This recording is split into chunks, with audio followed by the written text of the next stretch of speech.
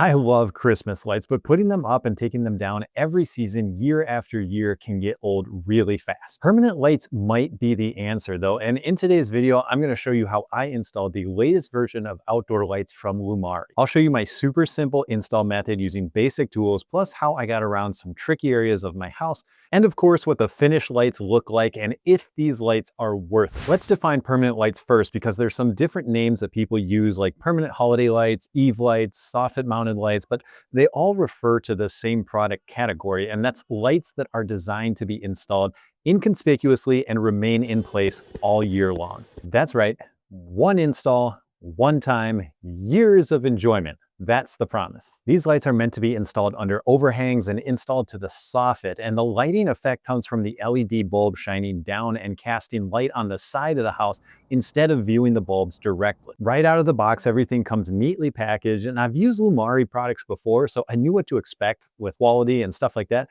You basically get a bunch of light strands that connect together. You get a power source and, of course, bags of mounting hardware. Everything you need to put these lights up is all included in the box. I like to power everything up in the house to make sure that it all works before heading outside. So I'll take all the light sets, I'll connect them together, connect it to the power source, and then plug it into the wall just to make sure everything lights up the way that it should. And in this case, no issues there, so I was on to the install. I'm starting with my detached barn because that's going to be easier than the house, and I needed a good warm-up test subject. I wiped away any cobwebs as I was working, but I didn't do a whole lot of cleaning because things were in pretty decent shape to begin with. If yours are different, this step might vary. The Lumary lights have adhesive pads on them to stick the light pucks in place, but it's always a good idea to follow it up with a small screw once they are stuck onto the soffit. I've done installs with no screws before, like just sticking the pads to the soffit, and it works okay for a certain period of time.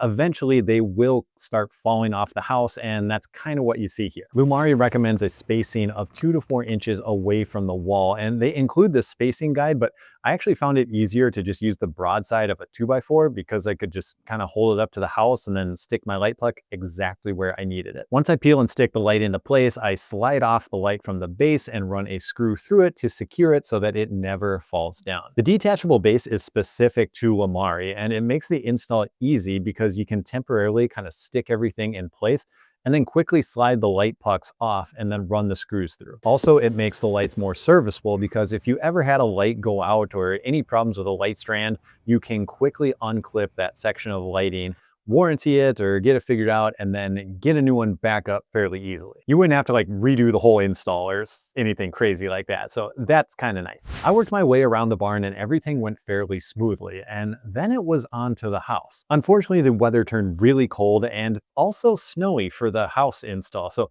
here's a pro tip: install the lights in warm weather because it's more pleasant. Subscribe to the channel for more great tips. Having kids means you don't always get to do things when you want to do them, so I missed my window of good weather, and this is gonna have to do. I rented a boom lift to help with the process because the second story peaks get pretty high up, and a lift is a great way to stay safe. So the plan for the house is to start on the edge here with a 200-foot kit and make my way across the dormers all the way to the other side of the second story. Then I'm gonna shoot up and over the peak, and I'm gonna wire in an extension cable to then drop down to the deck. I'm going to show you how to splice and join things for that part later. I'll wrap along the bottom of the deck and then across the front of the garage with the final dormer and then end it right on the corner there. The install was a lot harder in cold weather because the wiring is less pliable overall. The adhesive also doesn't like to stick, and it's just cold and not nearly as much fun. Oh, and you kind of need to use your little fingies, so forget about wearing gloves or anything like that. Again, warm weather install is key for these.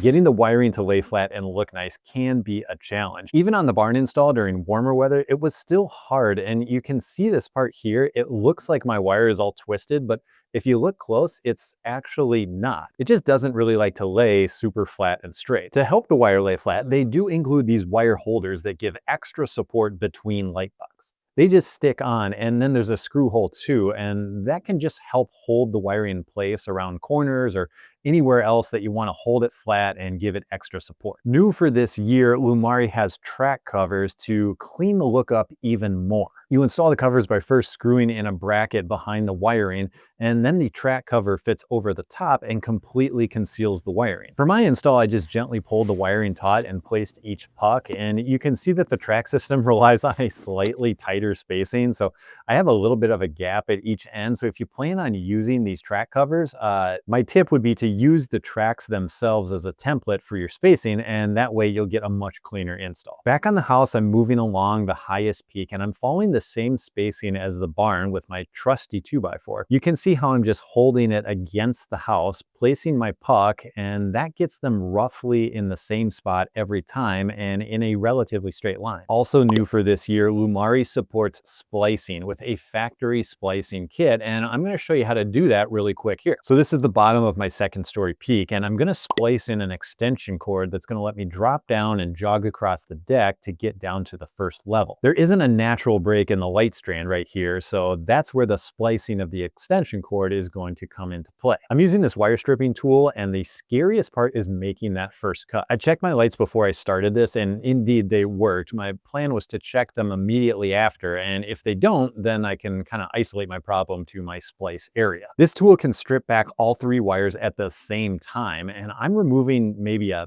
½ inch or so nothing too crazy. I'll separate and pull the wires apart a little bit. I'll twist the copper end so that my finished product looks something like this right before making my connection, and I'll do this for both sides of the splice. The splice connection is made up of a centerpiece with the colored tabs, and then there's the waterproofing nuts on each side. So the first step is sliding those nuts on each end of the wiring. And don't forget to do this part, because if you do, you'll get your connection all made, everything will be good, and then you'll realize that you forgot to slide the nuts on first, and you'll have to pull everything back apart and redo it. And that would suck, so don't do it. So take a look at the wiring, and you'll see one wire has a dashed gray line on it, one wire has writing on it, and then one wire is left blank, or it's just white. The key is to make sure that all the wires meet up to the correct counterparts. So to start, I'm going to grab the dashed wire and connect it to the blue connector. Next, I'm going to grab the dashed wire from the other side and slide that into the blue connector. As you can see, both wires with the gray dashed line on them are now connected to each other. Then it's just a matter of going around and keeping track of your wires and colors and making sure that everything lines up and nothing gets crossed, or else it won't work. After sliding the wires into the connection hub, I found it helpful to gently try to pull it out just to make sure that it did indeed lock in. I had a few that sometimes it really didn't, and it pulled right out. So definitely kind of double check your work as you're moving along. After all wires are connected, screw on the nuts all the way up against the rubber washers to get that nice weather tight seal. Then the back part screws on, and as that tightens, the rubber in the back closes in around the cord, and that also seals up the connection. And there we are. Splice complete. I want to add one more tip for tricky areas, because sometimes as you're working along your house, you're just going to end up with a light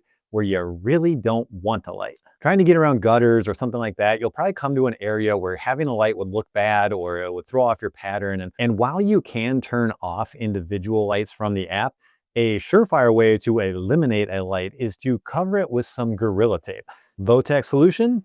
Yes, but quick and dirty is kind of my thing, and this actually works really well to black out a light if you need to. Overall, my install turned out pretty good, but due to the weather and time restrictions, I'm looking forward to going back in the warm summer months and cleaning up the wiring around the dormers, which got kind of sloppy. I saw someone share this photo in one of the Facebook groups, and that just tells me that the dormers are kind of a tricky area for a lot of people. You're dealing with a run along the bottom, and then you kind of got to go up the side and jog back, and it's just kind of a technical area, and there's not a great way to do it. I'm also going to be installing track covers, and they'll be painted to match my soffit. So overall, you can do a lot of little detail things to kind of clean up your install and make it look much better. I'm going to give you a tour of the app really quick and show you the possibilities with these lights, because they can do a whole bunch of stuff that's pretty cool. For me, I'm kind of boring when it comes to lights. Maybe boring isn't the right word, but maybe classic or traditional might be more accurate. I've created some saved scenes that are just a static pattern. They don't really move or dance or blink or anything like that. They just kind of light up and look cool. Okay, so here we go. Here's the app fired up, and this is my custom scene that I've made that I just call Traditional Christmas. It's the kind of traditional multicolor, and then I have one that I call White Christmas.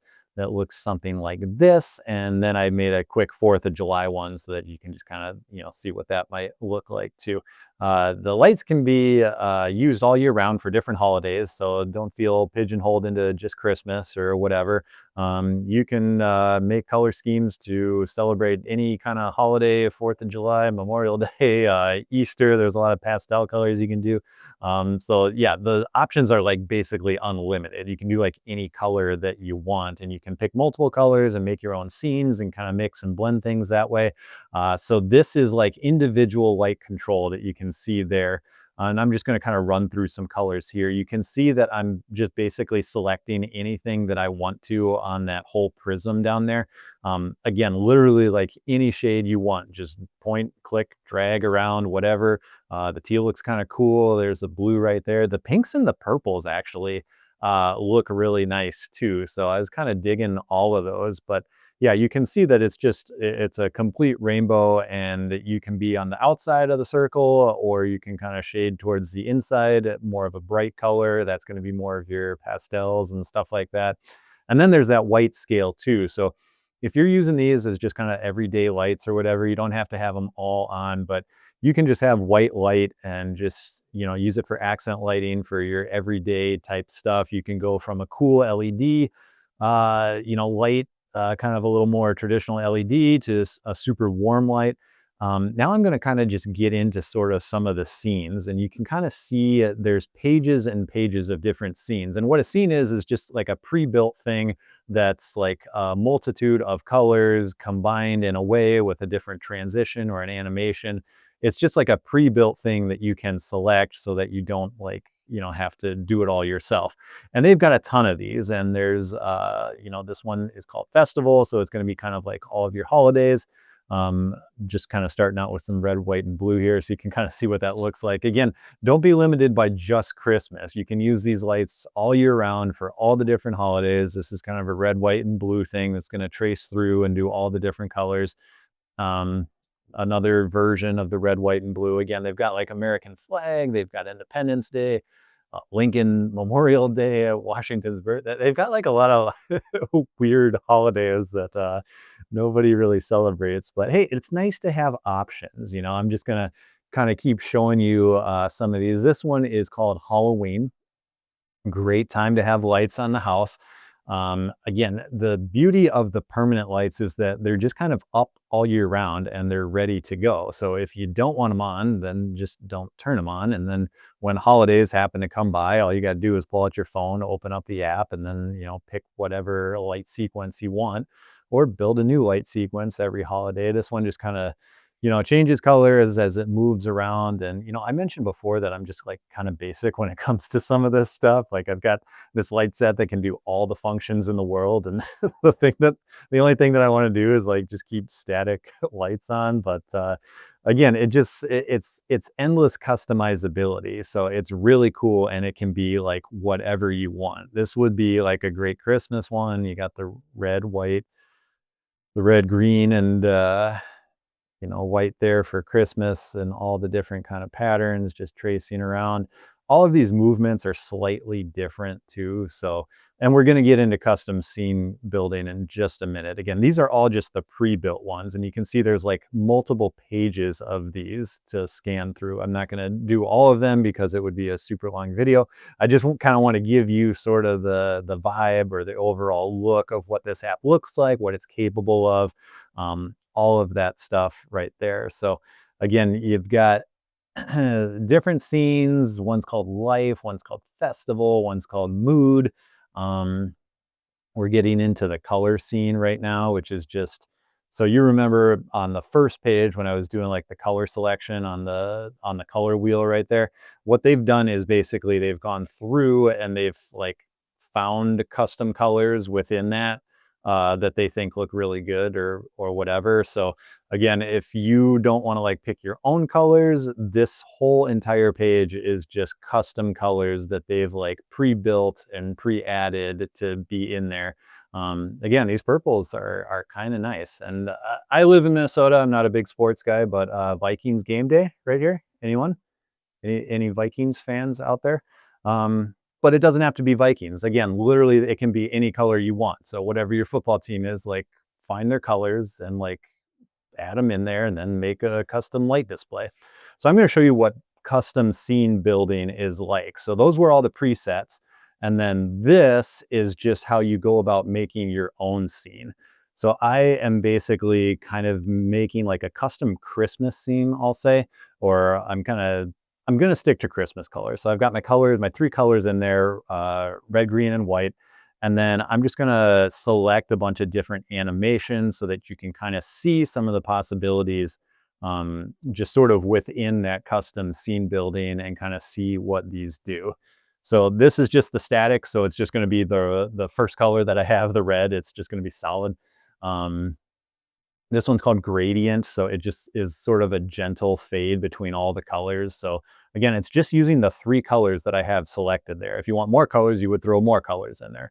But I'm just kind of demonstrating what those 3 colors are going to look like with all the different animations. And again, some of these are like cooler than others. Some of them are, you know, not really your style. In my opinion, a lot of them like move really fast. So you can see that kind of speed toggle right there. You can change how fast they move. And this one's called jump. And, you know, if it gets too fast, it like gets a little stroby and, you know, but you can slow it way down. I find that even some of the slower ones, they they tend to move pretty fast for my liking. And then you can always speed them up too for that super fast strobe effect if you really want to really want to share the holiday cheer with your neighbors there.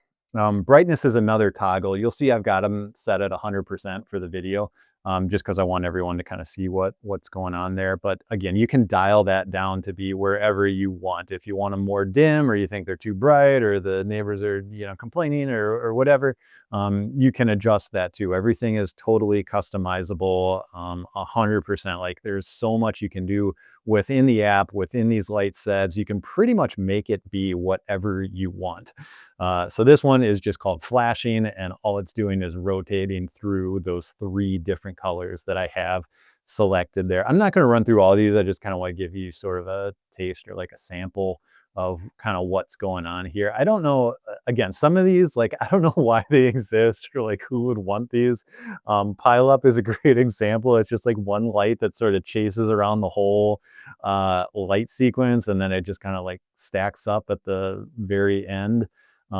And then the next one like does the same thing. So it just like takes forever to do. And again, it's not a very cool look. I don't know who would want that. Flutter is kind of cool. Again, it's just running through the 3 colors that I have selected there. If you want more colors, you would just add in more colors. Or if you want to repeat colors, you know, you can add 2 reds in there, 2 greens, 2 whites, and then it's just going to fade a lot faster that way. This one's not bad either. It's just kind of again, it moves, it changes, all the lights kind of shift. It just kind of does this all night long, which, you know, it's not bad. Random is kind of one of my favorite as far as like annoying. You can slow it down, but like it's still super fast. And again, if you want to like really piss your neighbors off, I'll do it at 100% real quick here.